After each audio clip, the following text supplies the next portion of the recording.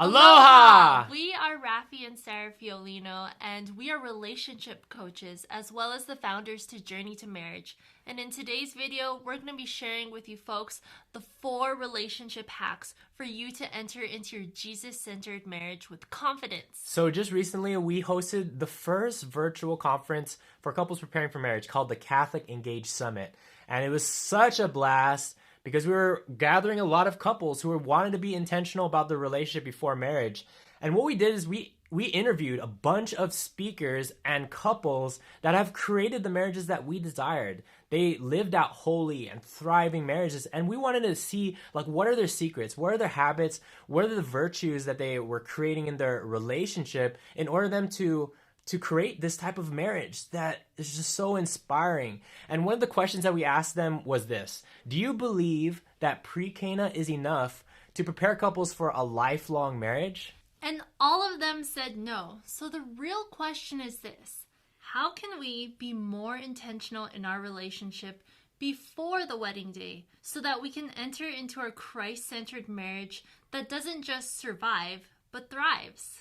See, this relationship that we are blessed to experience in our marriage today was not something that we were able to experience in our past relationships. We had our own history. See, for me, I had my own experience of being in toxic relationships, struggling with chastity before marriage, not being able to communicate, not being able to resolve conflict while upholding each other's dignity, and really not having Christ in the center of our relationships. Because I was engaged one time and I thought I was being called to marry her, but looking back at it, I just felt like it was just the next step of our relationship. There was no intentionality, no purpose behind it. But thanks be to God, I had a spiritual director that helped me see more an objective view of what my relationship really was without being clouded by my emotions. And through a lot of prayer, through a lot of discernment, he helped me make this hard decision that I had to make in my life to end that engagement. And from that, I kind of spiraled out of control. I was probably in the most darkest place of my life. I was lonely. I didn't really have good friends to support me. I didn't have family around me at the time because I was serving overseas, and it was a really scary time, a really dark time. But through that darkness, Jesus pulled me out of that darkness and really just started tugging at my heart, where I started getting more serious about my Catholic faith, more serious about pursuing God, and finding more holy friends that can help me and encourage me in my new journey. And so now that I had to experience that, it really just set me off on a journey to discern God's will for my life. For me, my parents got a divorce at a very young age, so I didn't have that good example of what a holy and healthy marriage looked like. I was living with my mom all the time, so I didn't have that father figure, that male figure, so I would always go looking for that masculine love from other guys, and it never worked out until I met Raphy and until he started bringing me back to Jesus. And it was amazing. So we met and we were discerning, like I was discerning actually the priesthood when I met her. And I was like, oh my gosh, God, what are you calling me to? Am I called to be a priest? Am I called to marry her? And finally, like just a lot of prayer, a lot of discernment, I decided to enter into a courtship with her. And she said, yes. Yeah. So we went on this whole new journey, and we made this intentional decision that we were like, hey, we had really bad past relationships, and we don't want to bring any of that in our relationship. Like, what do we have to do differently now in this relationship that we have to set us up for success in the future? Because if God calls us to marriage, we want to be ready for that. And through being intentional, through bringing Christ in the center of our relationship and pursuing him together, after 10 months of dating Sara, I decided to propose to her in front of the Blessed Mother, and it was amazing. This is all in Hawaii, and yeah, it was just an amazing journey, and we were just super excited to do God's will in our relationship. And after we got engaged, we were super excited to plan for the wedding, plan for our marriage. And so we booked our pre-Cana weekend retreat shortly after he had proposed to me. And we were so excited. We went to a different island. It was 3 days, and there's a bunch of speakers. They shared different topics. They shared their experiences, and then it was done. But that was super short, and we're like, wait, we need more. We want more. We desire to know more about each other and how we can enter into marriage with so much confidence for that sacrament, for that beautiful sacrament. And that's where we're like, wait, if a seminarian takes about 10 years to prepare for the priesthood, why are we only doing 3 days for marriage? We didn't want to just settle for the bare minimum of our relationship because we know what the bare minimum gives us. It gives us mediocrity, and that's not what God calls us to. He calls us to greatness. So we decided to do things differently. After that pre-Cana weekend, we knew that was the foundation, but we didn't want to leave it up to there. So we started reading a bunch of books. We started going to courses, workshops, learning from relationship experts, people who are just better than us. We started surrounding ourselves with other holy couples, married couples, and just putting ourselves in these really unique situations to see how they live out their marriage, to see how they parent. And it was an amazing journey because through being intentional and really seeking out growth in our relationship before marriage, we were able to come into our marriage 100% debt-free. We were able to create a really strong prayer life and sacramental life together. And ultimately, we just felt super confident. We felt super confident to enter our vocation and to start our marriage with momentum, with so much of a foundation that we built before getting married. Woo! Getting me fired up. And we were able to achieve all of that because of the 4 things that we implemented into our relationship. The 4 things that we're going to be sharing with you folks. So the first of the relationship hacks that we want to share with you to start implementing in your relationship is to strive for sainthood as a couple. I remember when I was still discerning whether I was going to be called to the priesthood or if I was called to enter to a courtship with Sara, I decided to go to a discernment retreat. And it's different than any other discernment retreat out there where you're just discerning like the priesthood or the religious life. In this retreat, they had people from different vocations. So they got the married life, the consecrated life, the priesthood, and all of them kind of sharing their stories about like their vocation. And one of the couples were married and they shared their testimony. And I remember very vividly what they said that really just stuck out to me. They said, the mission of our marriage is to help each other get to heaven, to help our kids, all of us get to heaven. And when they said that to me, it just stuck out. And I felt like it was such an attractive mission that I wanted to pursue that with Sara, which led me to this whole new path of entering to courtship, to discern marriage, getting engaged, and getting married. Because I realized, okay, so if our purpose in our marriage is to strive for sainthood, is to get to heaven together, why not start that now in our relationship? Why do we have to wait for marriage to help each other get to heaven? So when that happened, we decided to be more intentional about bringing Christ in our relationship. We were more intentional about going to adoration, going to daily mass, going to confession frequently, not just Sunday, going to mass on Sunday, but doing it more because we didn't want to settle for the bare minimum of our relationship. For you, we're going to challenge you. Find something and create a spiritual plan together of how you can grow in your prayer life together, how you can grow in your sacramental life together, whether it be dedicating a holy hour each week to go to adoration, to pray in front of the Blessed Sacrament.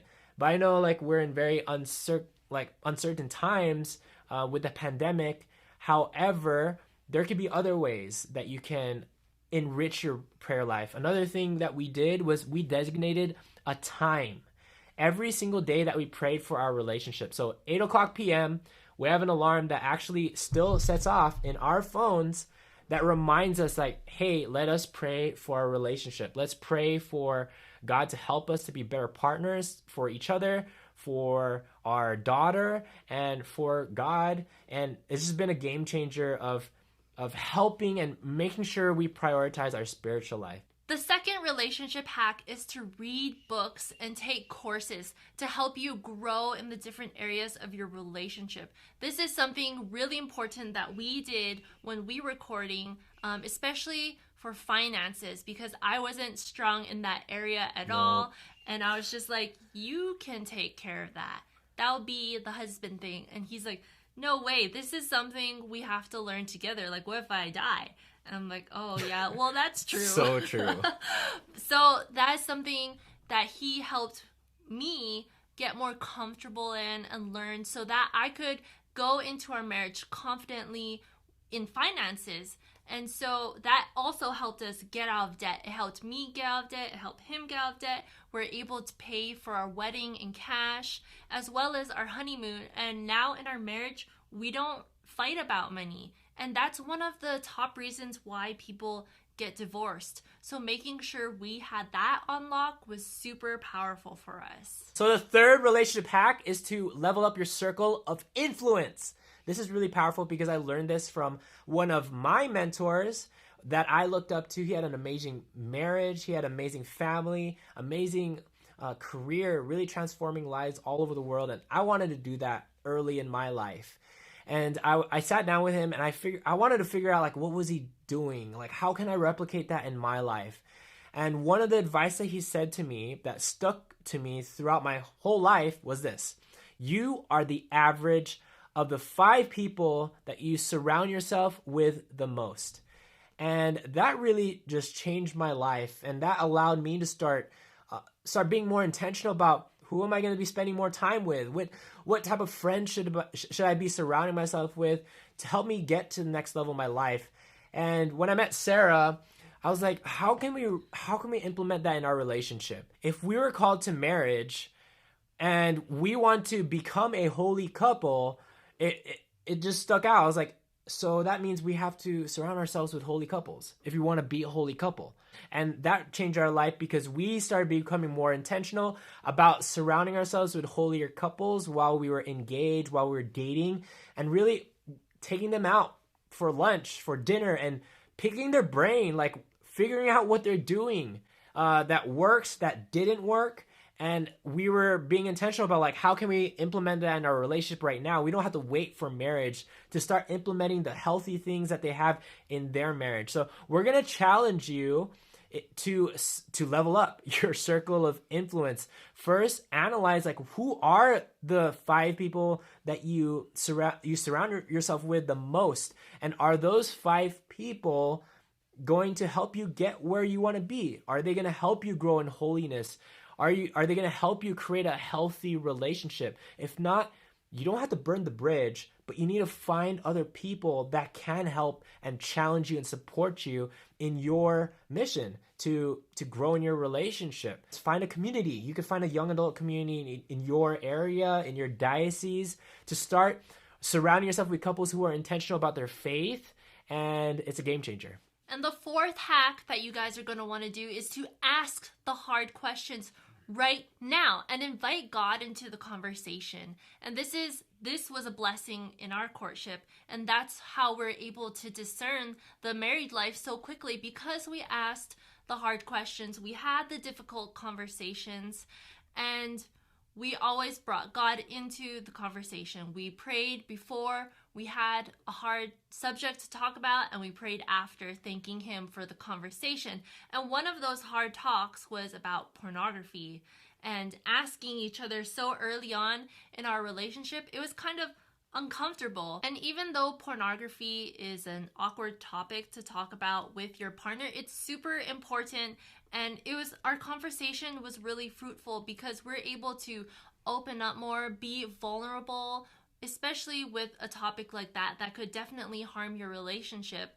And by talking about these things, we're like, man, marriage is a lifetime commitment. So if we don't talk about these things now, what happens if we're to talk about it later on in our marriage, and then we find out, I don't really like that about you. It's too late. You're married. You're in for the lifelong commitment. So we really encourage you guys to pick up a conversation book that has 100 or maybe even more questions to ask each other. And first, invite God into your conversation. Ask Him to bless your conversation so that you don't attack each other. You can listen with open ears, open hearts, and really hear your partner. And then after you have your conversations, thank Him for all that He has revealed to you folks in your talk together. So there you have it, 4 relationship hacks to enter your Jesus-centered marriage with confidence. Remember, knowledge is not power. Applied knowledge is. So make sure you implement what you've learned in this talk. Sit down with your partner and figure out how are we going to create a better spiritual life together, a sacramental life together? How are we going to start to figure out the areas of our relationship that needs growth in so that we can invest in the books, the courses, the workshops, the coaches, the mentors to help us find that growth?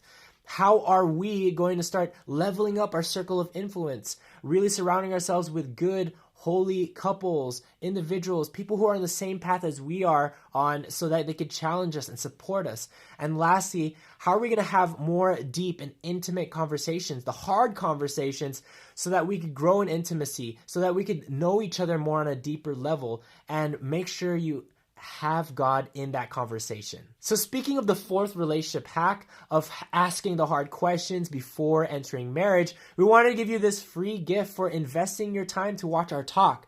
And this is a guide that we created called the 21 questions Catholic couples must discuss before marriage. This will give you that foundation to start asking those really good questions to understand each other more on a deeper level so that you could have a better discernment, so that you could prepare your relationship and figure out the things that you need to start enriching before you enter into your marriage vocation. So again, we want to give that free to you. You can click on the button on this webpage to get access to that free guide. And to get more from us, visit our website at journeytomarriage.com or follow us on Instagram at Journey to Marriage and subscribe to our podcast, Journey to Marriage, for Catholic brides and grooms. With that being said, we're praying for all of you holy couples on your journey of marriage. Take care and God bless. Bye. Bye.